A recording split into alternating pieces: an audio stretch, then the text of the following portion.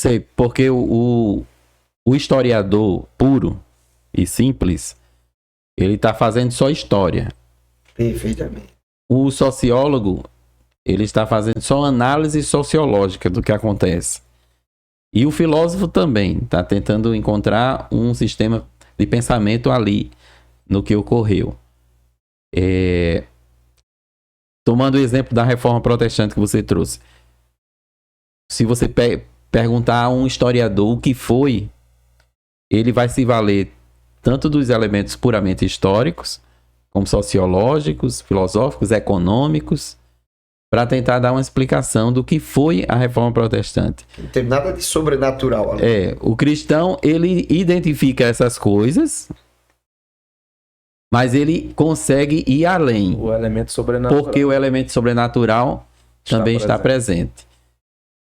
Eu escutei uma frase de um historiador que ele dizia assim: se Martinho Lutero não tivesse feito a reforma, outro faria. Mas a gente sabe que quando você é crente, você vê que tudo vai convergir na palavra de Deus, né? Tudo vai mostrar que foi as escrituras, na verdade, que encontrou Martinho Lutero, né? E o justo viverá pela fé. É como a história da igreja, um livro muito bom, muito bonito, e muito bem feito, de um historiador francês chamado Paul Vinet. Quando o nosso, se eu não me engano, quando o nosso mundo se tornou cristão, ou por que o nosso mundo se tornou cristão. E ele coloca a conta todinha em Constantino. Quer dizer, ele está fazendo história, de fato. Não é? Mas o cristão, ele sabe que tem uma coisa a mais ali. O elemento sobrenatural, ele está presente. E por causa desse olhar do transcendente na história, nós conseguimos ver que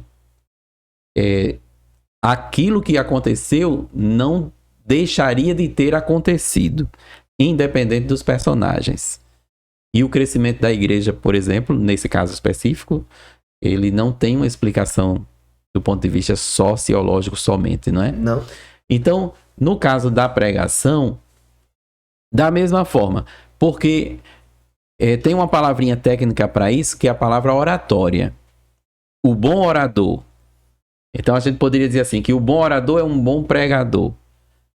Mas depende do que ele está pregando. Depende da igreja que ele esteja pregando também, né? Tem bom orador que não é aceito em determinados. Não, mas eu estou falando assim da profissão de orador. Sim, entendi. O bom palestrante. Eu creio que o bom pregador, o pregador deve procurar ser um bom orador. Porque isso vai facilitar a transmissão da mensagem. Então, se você consegue se comunicar bem, isso vai facilitar o que você está falando. Então, quem prega deve procurar ser um bom orador. Agora, nem todo orador vai ser um grande pregador. Porque, fosse assim, os políticos eram excelentes pregadores. Porque muitos deles são excelentes oradores. Isso. Mas a profissão deles é outra. É falar de política, é fazer promessas, é tudo. Agora, o pregador, ele deve, na medida do possível, procurar se comunicar bem. Com certeza. Facilitar.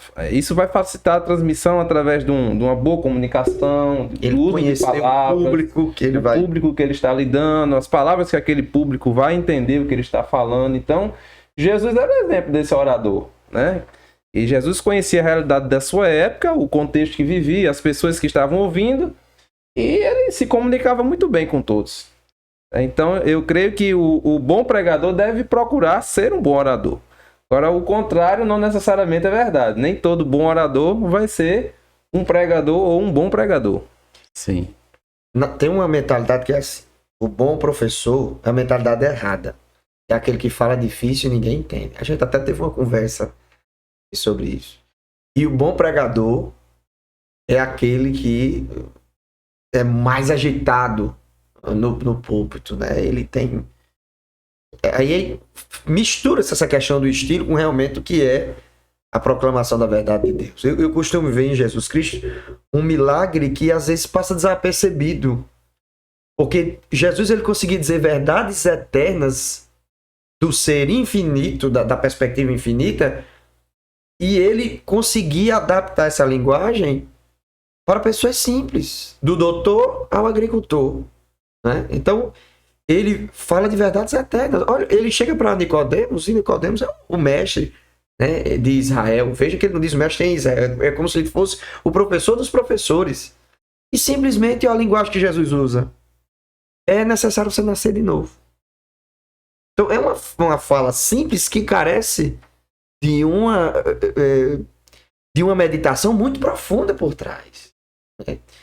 E hoje nós precisamos correr para esse lado, porque Jesus ele conseguia ser totalmente bíblico, falando do Antigo Testamento, mas ao mesmo tempo simples. Ele atingia o seu público-alvo sem muita enfeitar, mas ele chamava a atenção na sua pregação, no seu jeito de falar. Agora tem um detalhe, né, que é muito importante. É que também nós não podemos estar focados somente na forma. E hoje talvez as pessoas procuram muito a forma e esquecem do conteúdo. Perfeitamente. A gente busca muito a estética e às vezes o conteúdo ele é pobre, né? Então às vezes alguém fala muito bem, prega muito bem, mas o conteúdo, quando você pergunta depois, e aí, como foi a pregação? Não, eu nem sei.